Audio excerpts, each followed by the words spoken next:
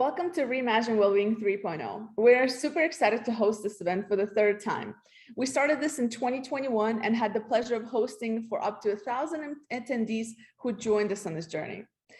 At work, we often focus on things such as productivity, how can we make more money for our organization, how can we cut costs, increase revenue, and all those things. And while those things are important for business, we must not neglect the base of all of this, which is our well-being.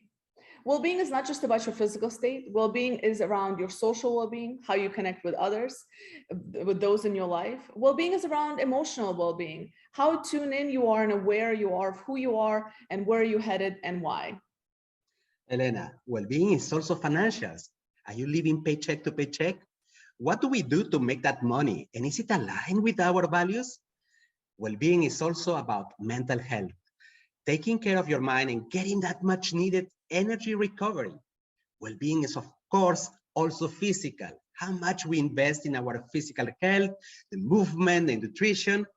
And we sometimes forget that accomplishing that little dream of being the best version of ourselves is important for our personal balance, as it is having a life of purpose. And that is why we recreated this event, to remind all of us that well-being is more than just one definition, and well-being means something different to all of us. Through Reimagine Wellbeing, we want to share the real stories by the ones who are living it and change that concept that learning is about having to be in this dull classroom approach.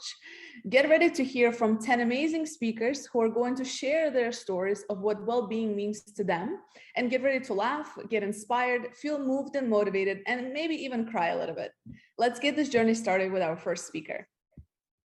Founders know their secret. It is hard to thrive in our venture without an optimal mental health. We have a special guest to talk about our taboo, Annabelle Cameron, expert on mental health and well-being for founders. Annabelle is part of the founding team of Founders Taboo, which is kind of the headspace for founders. And Founders Taboo is focused on increasing the awareness, access, and affordability of support surrounding founders' mental health and well-being in the startup space. Welcome, Annabelle. All of us know of a taboo subject in our lives and community, one that is not deserving of silence and one we want to break open. For me, this is the mental health and well-being of founders. We are seeing more and more innovative individuals and more diversity amongst those pursuing entrepreneurship. There are more entrepreneurship programs offering opportunities to teach the building blocks and skills for success, and this is incredible. The funnel is getting wider, and we need such individuals and such diversity to innovate, to drive change, to find solutions to our most pressing challenges. But whilst the funnel widens, we are confronted with a growing mental health crisis in the startup ecosystem. You see all the success stories, the breakthroughs, the huge exits, and it's all too easy to glamorize the founder journey, to see founders as invincible forces of nature. But to quote Michael Gungor, burnout is what happens when you try to avoid being human for too long. So yes, founders are strong, passionate individuals, but what is the Achilles heel? It's the silence of those who burn out, the silence of those who break down, of those who are anxious, of those who worry for their livelihood.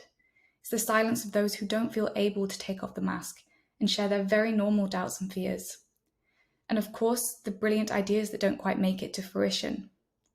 9 out of 10 startups fail, but in the plentiful articles and reports dissecting the reasons for startup failure, founder mental health and well-being is seldom mentioned, or the attribution is minimal. From our experience supporting founders firsthand, it's clear to us that founder mental health is a significant contributor. And as one of our founders so nicely put it, founders create value with their minds. So anything that clouds this mind will influence mental acuity, stamina, decision-making, innovative, creative, and pivoting capabilities. But beyond just statistics, this means that hugely valuable individuals in our world are running themselves into physical and emotional exhaustion. Poor mental health, burnout, should not be considered an accepted byproduct of entrepreneurship, a rite of passage. Entrepreneurship is undoubtedly hard, but it does not need to cause hardship. We've had the pleasure of speaking with some brilliant researchers in the field about ways to reduce the negative health implications of an entrepreneurial career, and I just wanted to share a very small snippet of this with you. Dr. Amanda Williamson, Dr. Jeffrey Gish, and Dr. Ute Stefan outline the 3 R's of entrepreneurial recovery, although I do believe they hold so much value for enhancing the lives of founders and non-founders alike. The first is respite. This is concerned with taking a break, detaching from stress by engaging in other personally rewarding and enjoyable activities. It's to provide both tangible relief, so time in nature, socializing, listening to music, but also mental relief, such as mindfulness and positive reflection. The second is reappraisal. This involves the changing of our thoughts and feelings related to stress and the stresses in our lives, such as CBT, cognitive behavioral therapy, or stress optimization, or even expressive writing, working through the thoughts and feelings related to big events in our lives. The third is regimen. This involves taking respite and reappraisal and adding routines and structure in our lives to make sure we can keep up. This is how we ensure we get the rest and the recovery that we need to perform and feel at our best. We outsmart ourselves. We put timers on our devices. We join activity groups to hold ourselves accountable. We engage in sleep hygiene. Now, these 3 might seem like obvious steps for some, but for those individuals who put all their time, energy, and resources into bringing their visions to life, detaching from work stress and prioritizing well-being is not always easy. Looking after ourselves does not have to be complicated if we all create an environment and a culture where it's the expectation and not the exception. So what can we start doing today? Well, if you're a founder yourself or aspiring to be, remembering that investing in yourself and laying these solid foundations of prioritizing your well-being is the single biggest investment you can make in your venture and your future. Intuitively, some may already know this. You think of the first round or the first sale. What did they buy? Did they buy your product? Did they buy into your financial model? No, they bought into you and your capacity to build your vision for the next decade. So you owe it to yourself to be healthy and happy enough to take it that far. Startup success and founder mental health are not mutually exclusive, and the responsibility does not just lie with the founders. We must all contribute to creating a safe space where founders feel able to take off the mask. For investors, a founder is your biggest asset. Invest in the well-being of the founder. Actively encourage them to prioritize rest and recovery without needing to justify, without feeling guilt. If you know a founder, a friend, or a family member, simply checking in with them, asking them, how are you? And not just how is business? When someone's identity is so closely tied to their work, when asked, it really is all too easy to default to explaining how work is going. But we need to know how the human behind the venture is coping. It's something so incredibly simple, but can make all the difference. Ultimately, at Founders Taboo, we want to support and teach entrepreneurship differently. And this means including mental health awareness and learning from the outset, building those skills that will help when riding the highs and lows. And this will not only mean healthier, happier entrepreneurs and their families, but more innovation, more return on investment, more young individuals reaching their potential in entrepreneurship, and a healthier ecosystem as a whole. What would happen if we could start unlocking some of those ideas that got lost to burnout? Those lost opportunities are wealth for all of us. It all starts with investing in the health of the human behind the idea. Thank you for listening and be well.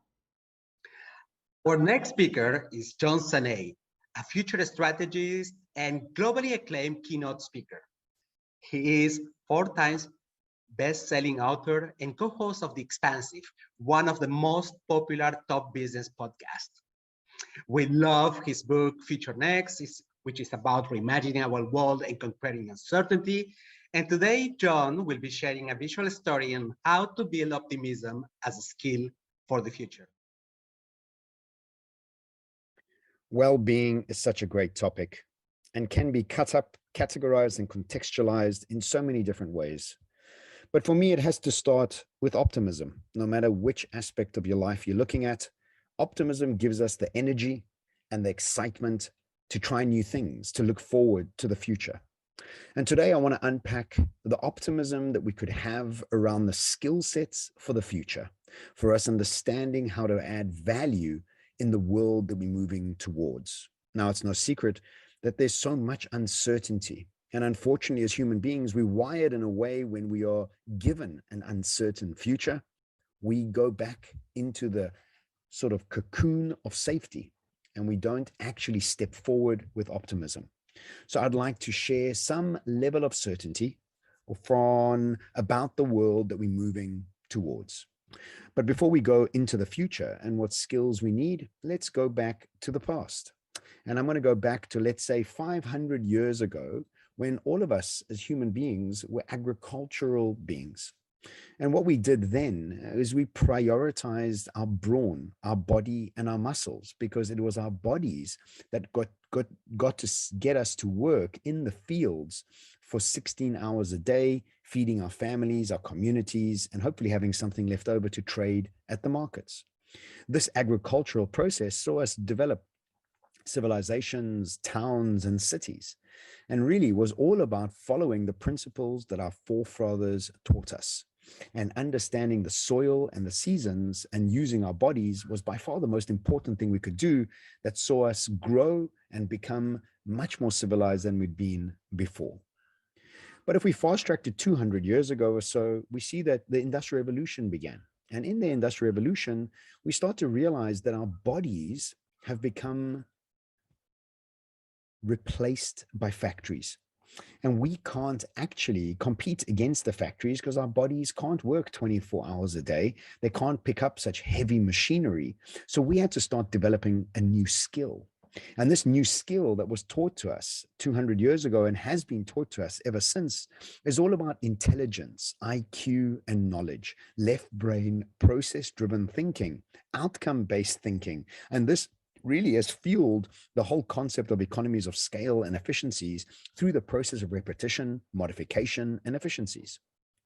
So for the last 200 years or so, we have been taught intelligence, IQ, and knowledge, and this has seen us create incredible success for humanity and got us to really leap forward in leaps and bounds. And in this process of the Industrial Revolution, what we have done, unfortunately, is educated almost the whole of the world exactly the same. And because of this idea of intelligence, IQ, and knowledge being the priority, we have now landed at something called the surplus society, which has a surplus of similar companies, employing similar people with similar educational backgrounds, coming up with similar ideas, producing similar things with similar prices and similar quality. This has commoditized the whole world around us. And it was 200 years ago where anything that you wanted to improve, what you would do was just add electricity. You see, everything today has electricity attached to it. And all our jobs are almost commoditized, not only because everybody else is trained the same as us, but also because artificial intelligence and data is becoming more and more ubiquitous and used around the world for pretty much every touch point of our lives, just like electricity has been. So as we move into this future, everything from maps telling us where to go and how to go about doing it, to music being curated, matched, and facilitated to how we want it, is being done. And just like electricity touching every aspect of our lives, we will start to see that AI and data management will start to affect every touch point of our lives. But as we move into this new world, this quantum world, this world where new skills are required, we realize that the whole commoditization of the old skills is something we need to become aware of. And in this new future that we're moving into, we need to require new skills, one called intuition, creativity, and fascination. It's all about our uniqueness and how we show up in this world with something brand new that we haven't been taught. Intuition is really made up of 4 different ideologies. And for me, intuition is this new skill that we have to start learning.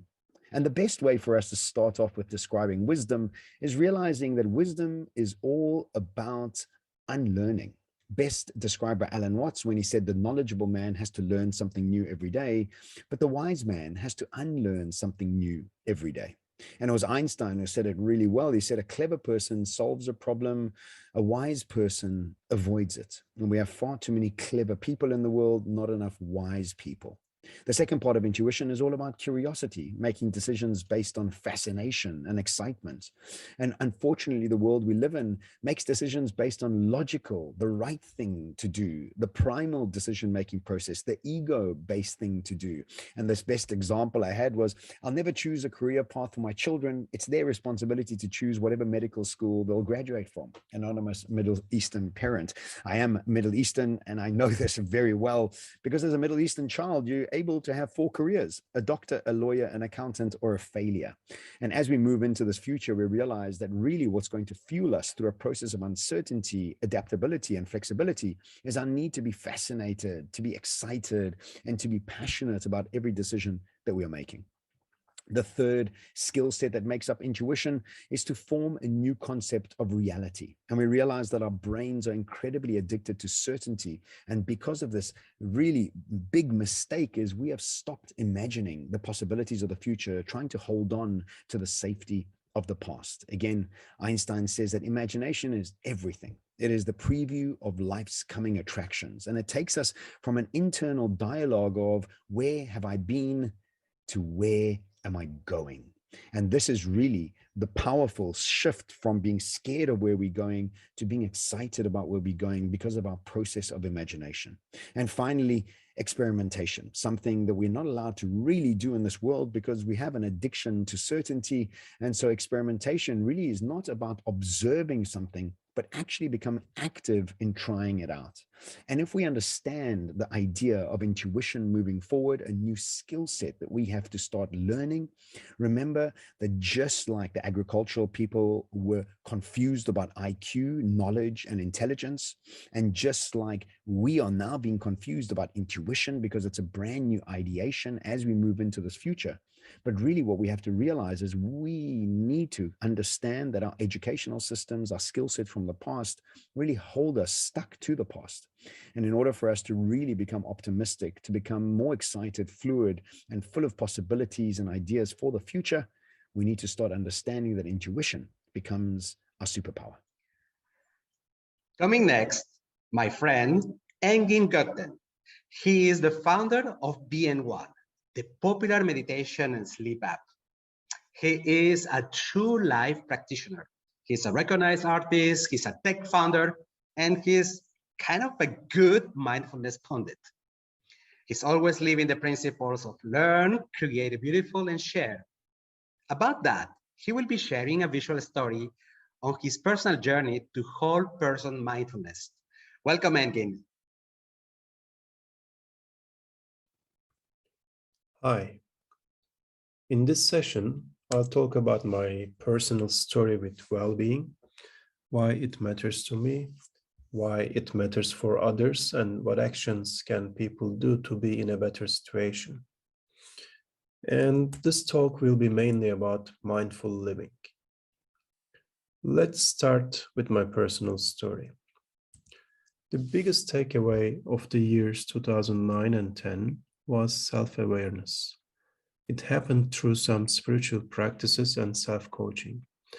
After coaching to myself, I created my big picture, such as identifying my purpose of life, values, core values, strategy, etc. To live mindfully related with my big picture, I started some daily practices. Here are some of my daily practices: meditation, yoga, workout, mindful journaling, such as writing my wishes, the things that I'm grateful for, my learnings, etc. Gratitude journal is life-changing, but writing learnings is also crucial because things are not always perfect and we shouldn't ignore the negative things.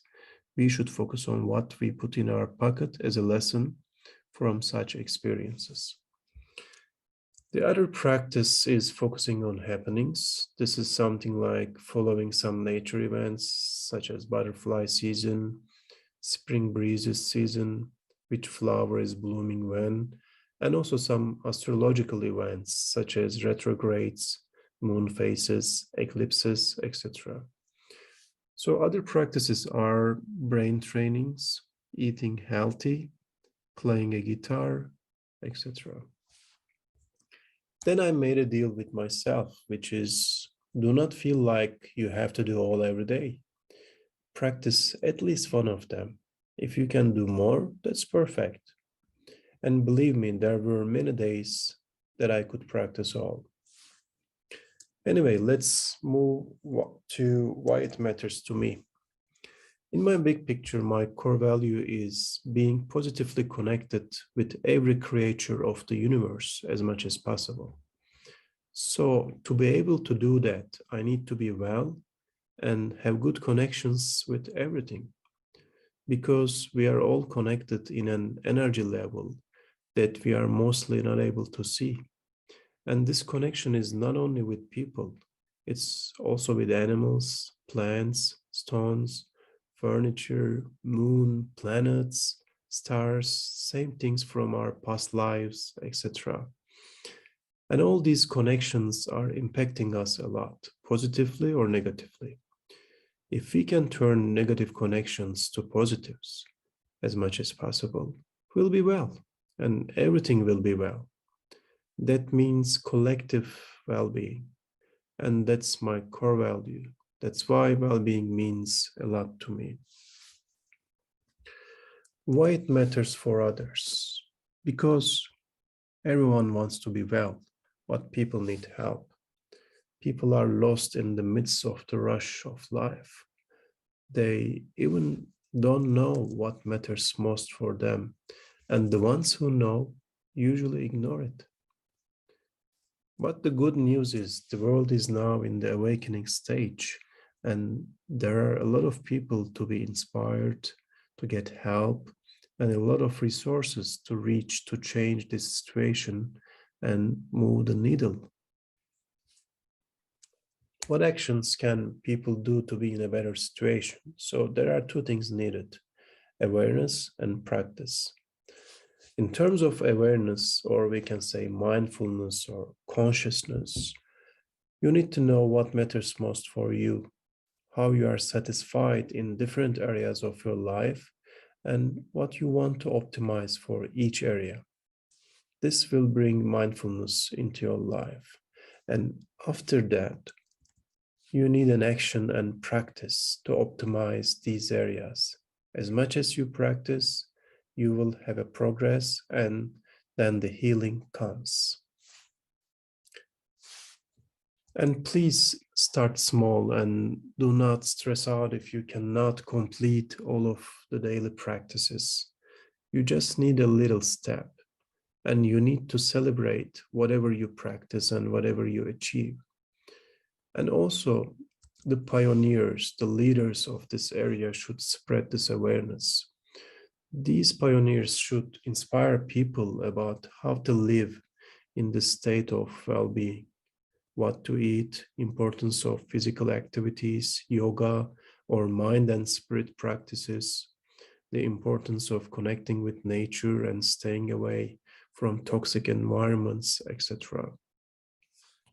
To sum up, if I want you to remember one thing from this speech, this is something like a kind request from you. Please, on each action, I mean whatever you do in your life, do not think of only yourself, but also consider the one, the whole. You'll see everything will become better, and the world will be a better place. Thank you. Children's mental health is simply often disregarded, which is a sad truth. It is believed that they don't have anything to worry about because they are being taken care of. But children can remain silent to what they truly feel, and this will define the adult person they will become.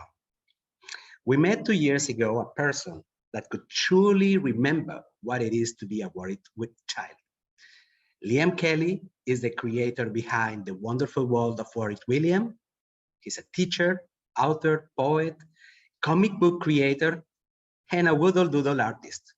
His books tell the story of his childhood and how he was able to stay silent for so long. Welcome, Liam. They say looking back can be painful when thinking about your childhood, but I have to help children move forward. My name's Liam Kelly, and I'm the creator of the wonderful world of Worried William. It's a project aimed at helping raise the awareness of children's mental health. This project gives children a voice that will help parents understand how it feels to be a child growing up with anxiety and worries. As much as I can, I go around different groups and talk to children about how they're feeling. This helps me continue my work and gives me an insight into worries and how children are feeling in today's society. My worries were from 30 years ago, but things change and things change rapidly. So we need to be constantly thinking about how we can help our children today. As a child, I was always smiling because I didn't want anyone to know that I worried so much. So I just smiled. And that smile made people think that I was happy. My first worry at school happened when I was 6 years old, and I can remember it like it was yesterday. The teacher had asked me to walk to the front of the room to say a particular word. And as any child, I learned my spellings inside out. So the teacher asked me to walk to the front, and I walked to the front, and I didn't particularly like walking to the front, so I was quite nervous anyway. So I got to the front and I looked around and everyone was staring at me, and that really made me anxious anyway, and made me nervous. So the teacher pointed to the word, and the word was look. And I remember looking at it. And as I said the word, it all started. The word came out like look. And everyone started laughing. And I walked back to my chair and I put my head down and I cried and I cried. And as I cried, a little puddle had formed on the table. And I still remember that like it was yesterday. The one person that I wanted to tell the most was my mum. She was my hero, and I just didn't want to disappoint her. I kind of felt ashamed of how I was feeling. So every day from school I told her that school was great. I'm not blaming my mum, not at all. But I just didn't know how to tell her. I didn't want her to feel ashamed of me. And I guess 30 years ago, that's the way it was that you didn't talk about worries and you didn't talk about anxiety because people would look at you differently. And it breaks my heart today that I couldn't tell my mum. It got to the point where no one seemed to be understanding what I was saying. And at the age of 37, I finally started to write my story. Because everybody kept saying to me, it'll be okay, it'll be okay. And this seemed to be words that people used. I guess it's because they didn't know what else to say. But they weren't really understanding what I was trying to communicate. And this really upset me. So I decided to write my story so that people could read it, because they didn't seem to be listening. Every child has a story to tell, and every adult has a story to tell. And I think writing your story down is the best way to communicate it, because then people will read it and really take in what you're trying to tell them. When I look back at that smile, I know I have to help other children smile. This is my chance to help children and to help parents. Worries really did take over my life at a young age.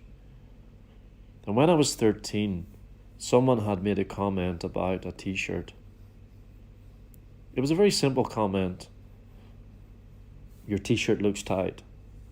But I really took it personally. And that was a catalyst for a 30-year battle with bulimia. And every single day, I could hear those words. And the bulimia took control of me. It took over my life. and I still had the worries and the anxiety, but I still had to smile. But a few years ago, I opened up about my battle with bulimia, and it was one of the hardest things I ever had to talk about. Just a few months prior to this interview, I told my mum,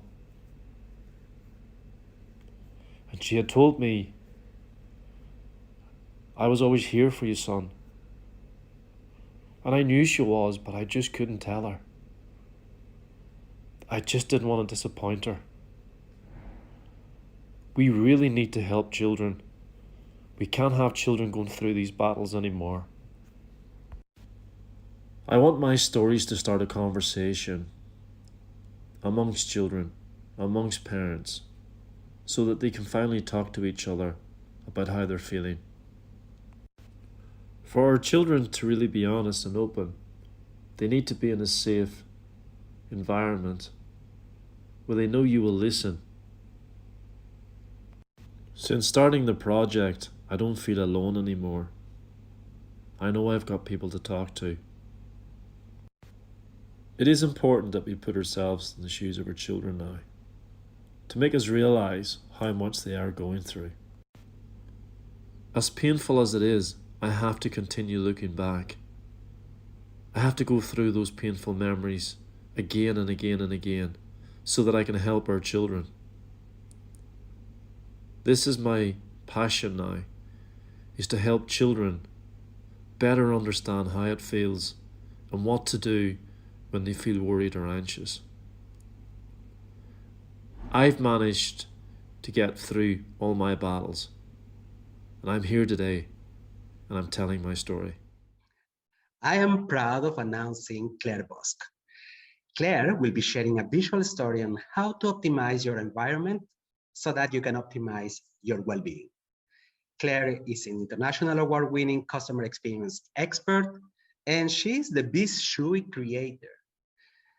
She has been awarded as a top global customer service guru, and she's the author of 4 books on customer experience and productivity. Welcome, Claire. There, Claire Bosk here, and super happy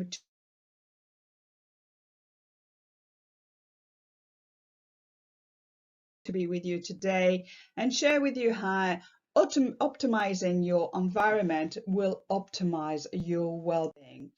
Isn't it been a crazy few years, with a few months where stress and anxiety, everything was on top of us? We were working from home, we had a family around, we were trying to work, we had so much anxiety, stress and worrying of the future for ourselves, for our family, for our loved one, and it did take quite a toll. I was the same. I lost all my business in 3 days, and with that, after 12 years of being in business, suddenly everything had gone crashing. And so we had to find tools. We all have to find tools within ourselves to actually control and manage our thinking, our way, the way we feel, the way we think, the way to behave, our state of being. And for the last 10 years, I have been finding those tools because we are entering a new era, and it is time for us to bring a higher level of consciousness where businesses and people are becoming accountable for their environment, their employees and their customers. There is a real shift that needs to happen. And how do we do that? How do we actually put that shift into place?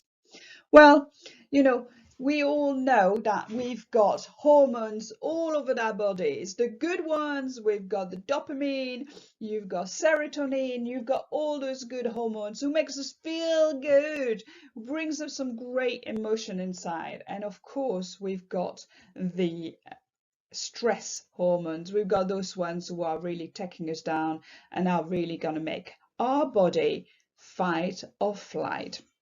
So our body body controls what we have, and really our brain will control get some of those electronic shocks really. And we've got a very simple way, two sides of our brain: the left brain, which is our analytic brain, it's the neocortex brain, and this is the brain that, you know, is the logic, it's the doing, it's the thinking. This is what we do when we really kind of, you know, in full consciousness. Now we've got our other side of the brain, which is the limbic brain, and the limbic brain is our creative brain, is our emotional brain. It's when we feel things, and when we feel things, this is when we start connecting on an emotional level. So really, to understand that our state of being, it's controlled and is aligned, well, is controlled by our emotions. The way we feel, the way we think will affect where we behave. What people don't realize is that our environment affects our state of being. Yes, this is what I want to share with you. And what most people don't realize, that the outer energy, around you energy, will affect the way you behave. So the energy is the energy which is around you. And I've been a Feng Shui practitioner for the last 10 years and decided to bring Feng Shui out loud and really share with you some of the tips so you can really optimize your environment, so your outer energy will support your inner energy, and you will start feeling so much better with, you know, yourself, with others, and really you will start living again happy, controlled life. One of the things you really need to do is look at your clutter. Clutter is bad bad energy around. Look at your office, look at your home, look at your space. I would like you to take 9 minutes for the next 9 days to tidy up a part of you, whether it's under your bed, whether it's your fridge. I would like you to do 9 minutes of decluttering so you can start seeing what's happening around you. My tips number 2 is for you to optimize your home office. If you're working from home, you need to really kind of look at it and make it that environment which is really going to help you and support you within. And things like adding plants, things like really looking at the way your desk is set up. Really, you want to have, you know, being able to see the door from where you are. Those are the kind of things that you want, so you have a nice optimized home office to help you and support you. And the last one is use your 5 senses. Stand at your door looking around and start using your 5 senses. What can you see? What can you smell? What can you taste? What can you hear? What can you touch? And how does it feel when you are in that space? If it doesn't feel right, change it. Your 5 senses will tell you and connect directly with your emotional brain. So find a balance, balancing the yin and the yang. This is what you want. You really want to create a really nice balance between yin energy, which is all our emotion, it's our right brain, and the yang energy, and it's the going and the acting and the doing. And the more you can harmonize your environment, the better you will feel. So wishing you a lot of good continuation, wellness and success. Keep caring, keep buzzing, and always strive to thrive. At the last Reimagine Wellbeing event, we announced something that we're launching that is close to our hearts, which is Simply Human Awards. When we think about change in organizations, it is something that is done by the people, for the people. But more often than not, we forget to recognize the brave heroes who are making an impact on their teams and organizations. Sometimes they don't necessarily hold high-ranking positions, but are individual contributors. And sometimes we have senior leadership who are the impact makers. They exist at all levels of an organization, and we want to bring those people to light. They're the ones making the change, taking actions, and truly transforming the way we work. This year, we had dozens of nominations come through, and we wish we could list all of them for these awards because they're truly making a difference in their workplace. And today, we want to share the 6 that we wanted to just bring to light and highlight in this particular event. Now, to keep in mind, we had 3 categories for these awards. We had culture, well-being, and people development, and how each of these people have impacted one of these areas or more. We're excited to introduce you to this year's awardees and their stories. Now, for their full stories of impact, they'll be listed on our website, so please go ahead and visit our website to read the full stories of what they have done and how they did it. But here, I just want to highlight a couple of examples. We had Barry, who in great leadership fashion recruited team members and guided their growth and really truly provided them with that great deal of responsibility for their growth as their mentor, educating and informing them on best practices, as well as demonstrating willingness to problem solve and transform his company. Rebecca on this list, who's constantly going out of her way to improve business processes. She cares about her clients and the team members and always makes everyone feel so valued and appreciated. She's one of those people who will make a mark on your life, even if you do not work with her directly on a day-to-day basis. And the last one I want to highlight here today is we have Jenny. She works closely with management as well as HR professionals and other disciplines to make sure a seamless coordination of issues resolving the impact that multiplies HR areas. She also responsible to creating a welcoming atmosphere in her HR department. She possesses extensive interpersonal skills, which is obviously a huge asset to any HR professional. And she does this by keeping a positive attitude around her work and her colleagues. Thank you all for the work that you do. You inspire us and your work is recognized and appreciated. Keep it up. And again, their full stories are on our website for your reading. I would like to introduce the impressive Melis Abagioglu. She is the founder and CEO of Wellbeing, which is a digital corporate well-being platform. Melis has an impressive journey. She has been 3 times entrepreneur. She is an advocate of gender equality, and she is a real behavioral change passionista. She's also the organizer of the famous Loop Summit, which is basically a summit on employee well-being. Welcome, Melis. Hi everyone, my name is Melis. I'm the founder of Wellbeing, and today I'm here to tell you a little bit about what my point of view is on well-being and organizational well-being. Thank you so much, Ivan and Bessern, for hosting me here, obviously. I'll tell you a little bit about the story and then a little bit about the research and a little bit about the point of view on well-being. So my story goes way back. I went to a college in New York. I did a math and art history double major. I then came back to Turkey, where both of my parents are from, and they're both doctors. So I got into healthcare. And the first 5 years I worked in healthcare, I thought I was healing people. And I was doing that, by the way. Like this photo that you're seeing here is taken in Frankfurt, where I was doing exactly that. But I realized that healing people, although it's very sacred, it wasn't for me. I wanted people to be not merely okay, but I wanted them to thrive. If you're feeling the same, and if this really resonates with you, I highly encourage you to read the book of Martin Seligman, the so-called positive psychology pioneer. His book is called Flourish, amazing book. So then, like 10 years ago, I started my own employee well-being consultancy company. After doing that for 5 years on my own, in 2017, both of my co-founders joined my team, and with them, we created a platform before even like employee well-being wasn't a thing. And now, after COVID, we really scaled. We're now working in 17 countries, in 8 languages, with over 40 different enterprise clients, with over 60 different employees on board. So this has been an incredible journey. We're touching the lives of thousands and thousands of people.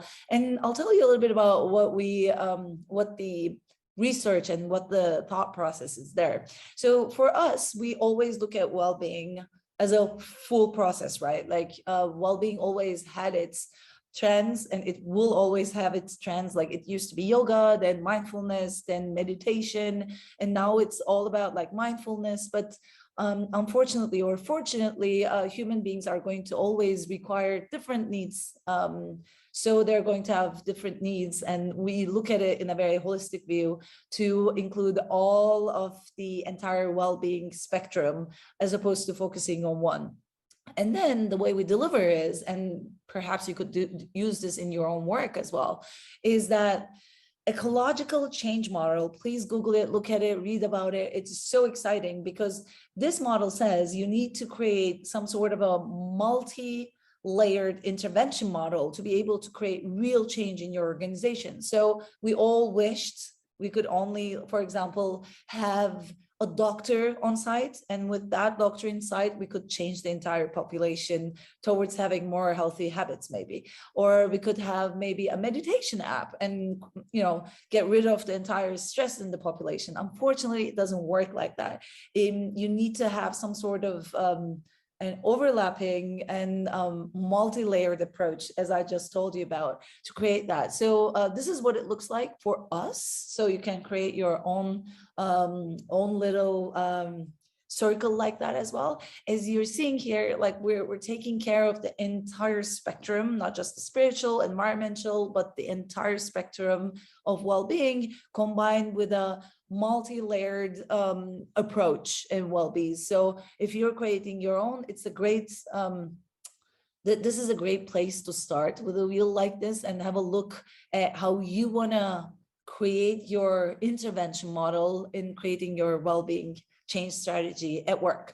So coming back to personal life, I am a mother of one. Her name is Mila, she's 6, and I happen to be a single mom, and I have a partner in life who looks something like this, quite crazy guy. I also wanted to tell you what I do in my personal life about my own well-being. Very shortly, it's the biggest one that makes that creates all of the change is the following. I focus on negotiations. What does that mean? So 5 or 6 years ago, I used to tell myself, I used to beat myself up whenever one of my responsibilities slipped my hand. Like, let's say I went home at 7 p.m. I used to beat myself up, feel horrible. You didn't spend any like quality time with your child today. How horrible of a woman, how horrible of a mom are you? Like, I used to beat myself up pretty bad, but then I realized it's an ongoing negotiation. Every day you can come back and say, yes, I'm going back at 7 today, but tomorrow is a new day and tomorrow is Saturday. So I can choose to spend the entire day with my child tomorrow and give her my entire unabridged focus, so that like this becomes, I would say, a balanced negotiation. So every day I do that with myself so that like I don't fall too hard whenever something goes out of my hand. Maybe to leave you with two readings. I have two heroes that shaped my way of thinking about well-being. One of them is BJ Fogg. BJ Fogg truly revolutionized the way I think about well-being. He's a Stanford University professor. He recently wrote a book called Tiny Habits. Go check him out. And then, of course, like you probably know about him, his name is Josh Bessern. Josh Bessern is an HR tech advisor and a consultant on HR. He recently published a report called Healthy Organization.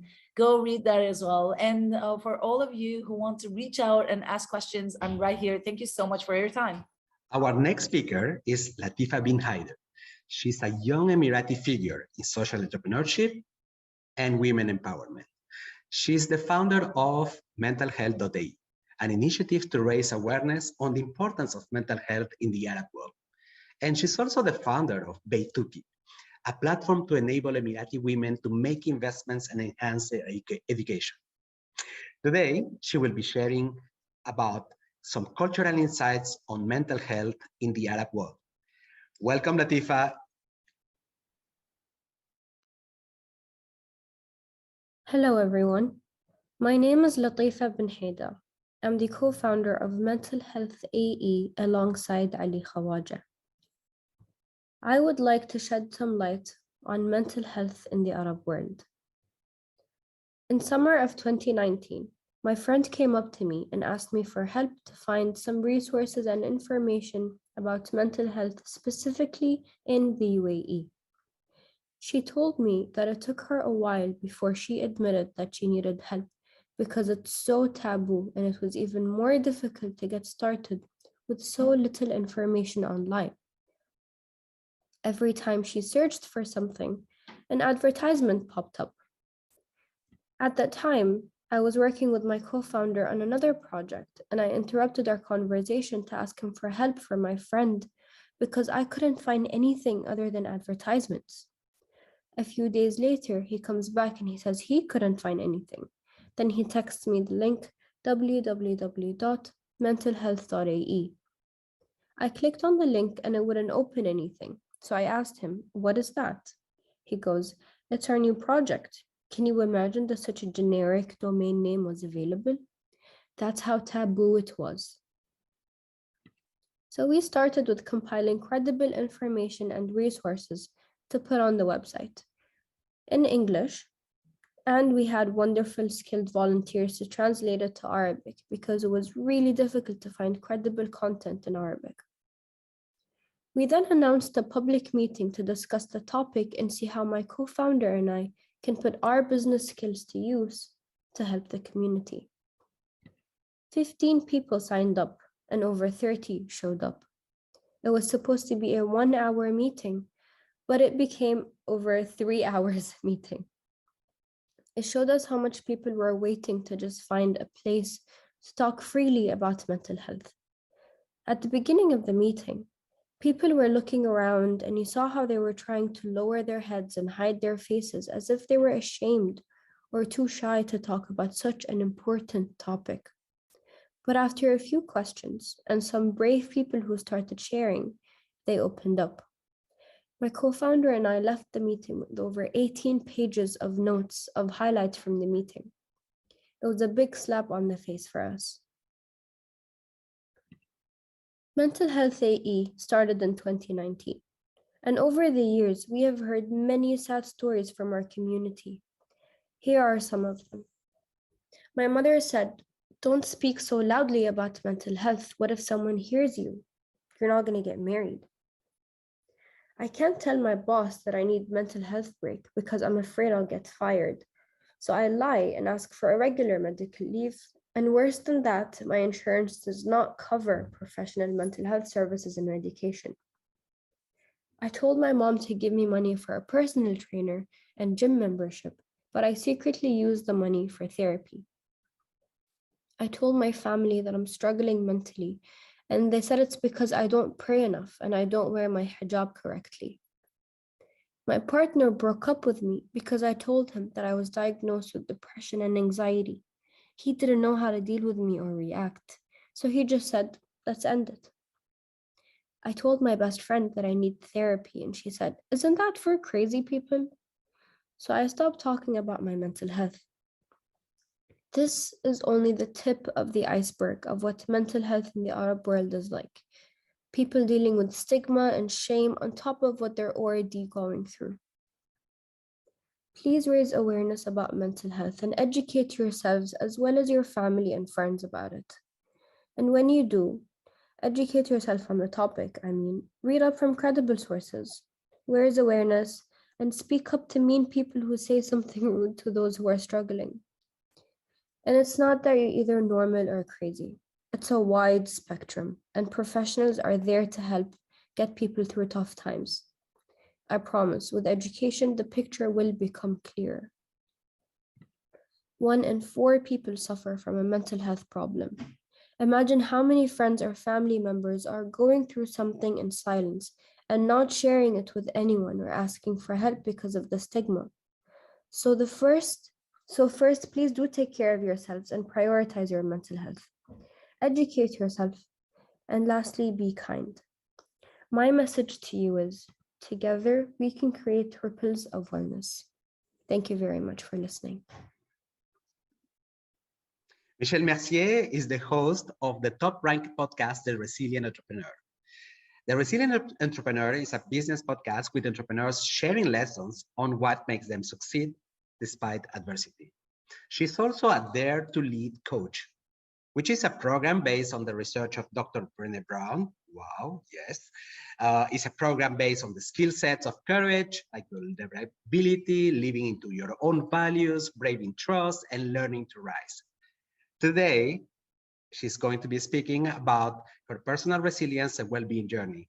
I'm really looking forward to listen to that. Hello there. I am so excited to be speaking with you today. And I'm going to be talking to you about two of my favorite topics and how they're connected, which are resilience and well-being. And I believe that after the past couple of years, I'm not sure that we can talk about, our well-being without a side of resilience.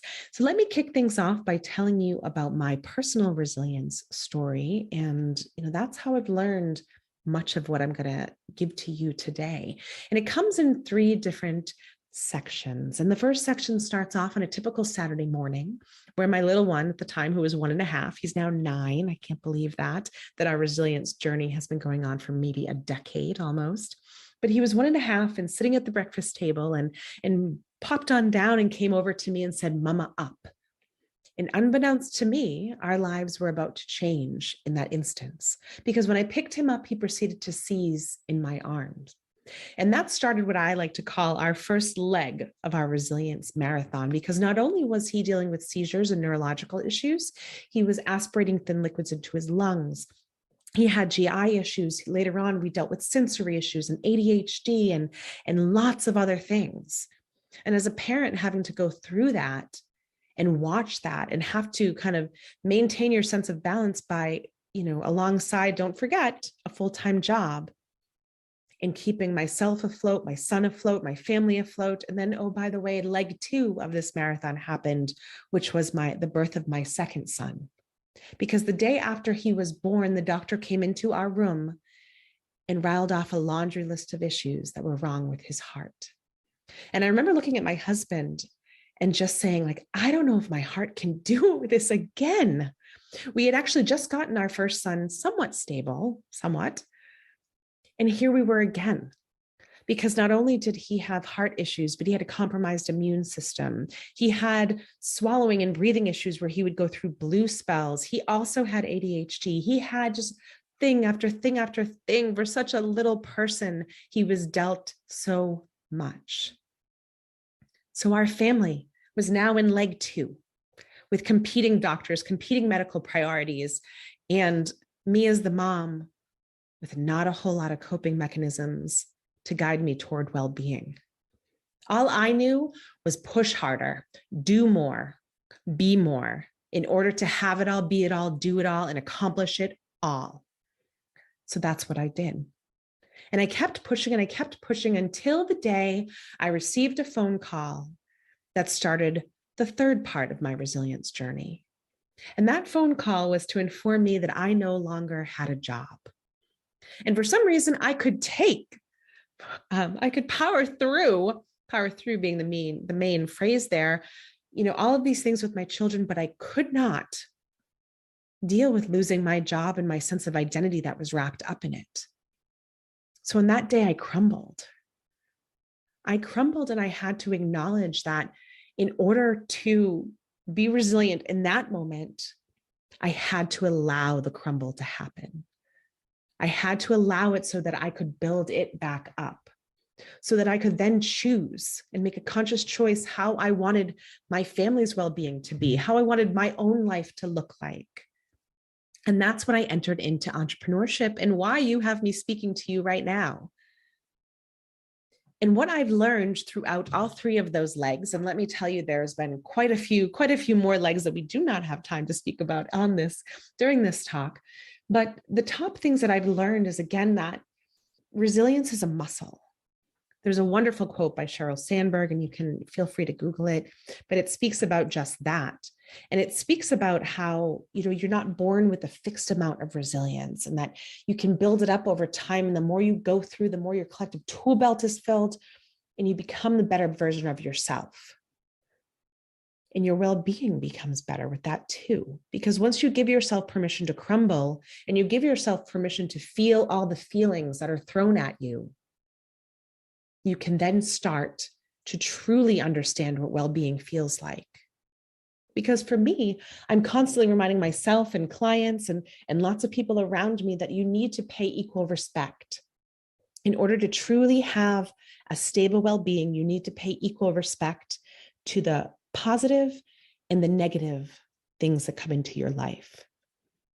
And the quicker that you understand that the negative is always going to come and that we do not live in a fairy tale as we were maybe promised growing up, the better that you know that you are able to weather the storm. And when you find yourself up against adversity or when your well-being has been kind of shaken up, I always tell my clients to stop. There's the quote that says, when you're going through hell, keep going. And there is some truth in that, but there also is some equal truth in stopping and blocking out the noise and getting quiet enough and centered enough to hear yourself think, to hear yourself long enough to know this is my next right step. And to also understand that your well-being is in jeopardy and that you have to actively wake up and choose it every single day, or it will be chosen for you. And that's not how I recommend you go through life. So again, give that equal weight to both. Remember, it's a muscle. And remember that you are filling your collective toolbox, as painful as that may be. And when all else fails, get quiet.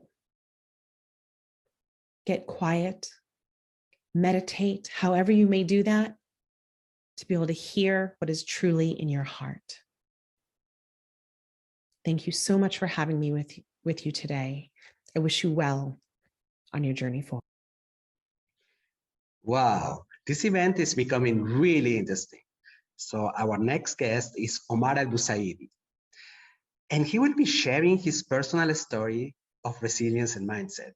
Omar is an Emirati best-selling author, and by the way, he's soon launching a new book. He is an expert in commercial diplomacy and one of the key figures representing the UAE future. Omar speaks and writes about the impact of technology in our society. Welcome, Omar.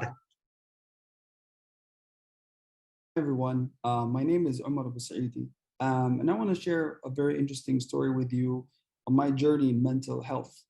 When I was 21 years old, I actually was paraplegic. I suffered from a very bad back injury, and this was as a result of catching tuberculosis. And tuberculosis, as you may know, is a third world's deadliest virus. First one is HIV, second one is malaria, and third is tuberculosis. And out of all the places in the world, tuberculosis, I caught it in my spine.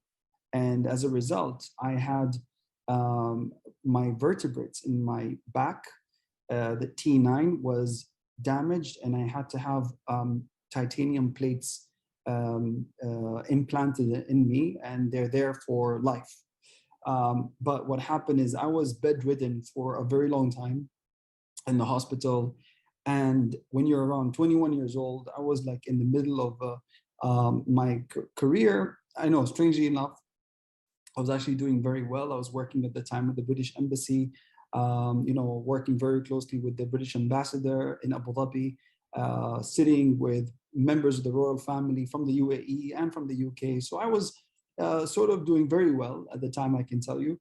But everything came crashing down, especially when that happened. And I was forced to be in the hospital, paraplegic. And the thing when you're in that position is the fact that you can't get out of bed. So everything that I had to do was in the bed, and I had to be bathed in bed and everything else. And that feeling of helplessness forced me to almost go crazy. I did not want to talk to anybody. I didn't want to have visitors. I used to randomly just yell at the nurses, the doctors, because I found it very difficult in the beginning to accept the situation that I was in. I was fortunate at the time to have a very good friend of mine. His name was Alan. And Alan, he came over and he actually gave me the book, The Secret. And reading that book, and with Alan's calm presence and the fact that, he tried to make me forget that I was actually in that situation where I was helpless and I felt like I lost everything, because I had a chance of never recovering and being probably fully paralyzed for the rest of my life. For that, all these ideas were kind of like clouding my judgment in terms of what I was going to see. And I thought I would never see a bright future again. But the secret really helped me come out of that mindset and find hope and be more positive. And as a result of that, actually, after my surgery, I thankfully recovered very quickly. I was able to walk properly just after a month, even though I had to wear the back brace. But then I had to wear the back brace for at least 6 months. And I took it off after a month because my energy and my mind just told me, you know what, Omar, you can do this. And I didn't have to be set back by any sort of like obstacle. And I think from that experience, it helped me go through every other painful experience. I was demoted in a job once, I was fired from a job once. And all these different experiences sort of like allowed me to become stronger mentally, to help other people around me become stronger as well. And I felt that I'm able, I'm a much better person now. And this is one of the things that I always loved doing. And I felt like so it's not just how I deal with the problems that come to me in my life, because they say like life is 10% what happens to you, 90% is how you deal with it. So that's one thing that I learned. But again, I always say, you rise by lifting others. So whenever I see other people that are struggling in life, whether it's in their personal lives or in their careers, I try to do the same thing for them and try to give them and show them the bright side to a very difficult situation. And I felt, and that's why I ended up writing a self-help book called Just Read It. And that was also something that helped uplift me in my personal life and in my career. And I feel like, sometimes we're put in those situations for a reason. And the fact that, you get those struggles and you're able to come out of it even stronger, that is what truly is a testament to who you are and who you can be. I just want to share more of this story and that journey on my session very soon with Bessern. And I'm really honored and glad that I have this opportunity to talk to Elena and the team. Thank you very much. And looking forward to speaking to all of you very soon. Ciao. And our next speaker is Dr. Maged Iskander. He's a medical doctor and also an expert on lifestyle medicine and positive psychology. He has more than 25 years of leadership experience in multinationals, and he applies a unique scientific approach to help people flourish and organizations thrive. He will be sharing today his science insights on improving the quality of life. Hello, good evening, everyone. I'm so happy to be with you today. My name is Maged Iskander. I'm specialized in lifestyle medicine, and I have 25 years of experience in corporate world. And now I'm applying the science of medicine and psychology as a consultant in corporate health and well-being. First of all, I would like to say well done for every one of you because you're attending this event. This means that you are caring about yourself and caring also about the well-being of yourself and other people around you. I'd like really to take the dimension of health and well-being. And first of all, let's define health as something that is more than just the absence of disease.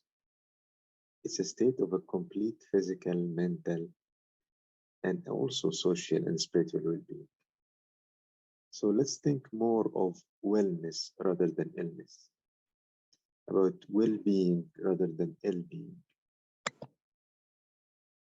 And I'd like really to tell you that my life has taken me to this area where my work is mostly about positive health promotion. And health and well-being are very much connected. So actually, the purpose of what I'm doing is helping people not only adding years to their lives, but also, and most importantly, adding life to our years. So focusing mostly on quantity is something that is important, but most important is the quality of life that we are living. And to define this, I believe that well-being is a lifestyle. And I can say frankly that our lifestyle can define how healthy and how well we can live. Let's think about grandparents' life. How did they live their lives? They woke up early in the morning, they do a lot of physical activity, they walk a lot, they eat a lot of vegetables and fruits, and they have a relaxing atmosphere with less technology in their life. Are these pictures familiar for you? Yes. This is really the lifestyle of many people nowadays. And that's why, unfortunately, many people are dying due to preventable causes. Or we might say, fortunately, because we can prevent this. So yes, heart disease and cancer and stroke are the main leading causes of death. If we look behind this, we find that some lifestyle actions are the main reason for this. Things like smoking, poor diet, and poor physical activity. And all of these are preventable.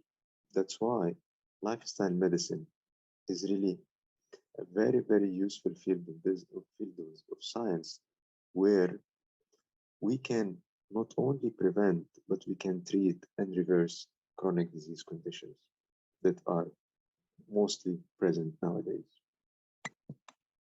And you know what? It's not really new. We know about this since a long time. The only thing is that we really need to practice it. So there are 6 elements under lifestyle medicine. One of them is eating well. So what are we eating? And having healthy food is something that is definitely can define our health. Physical activity and moving more is something that will help us to really live healthy.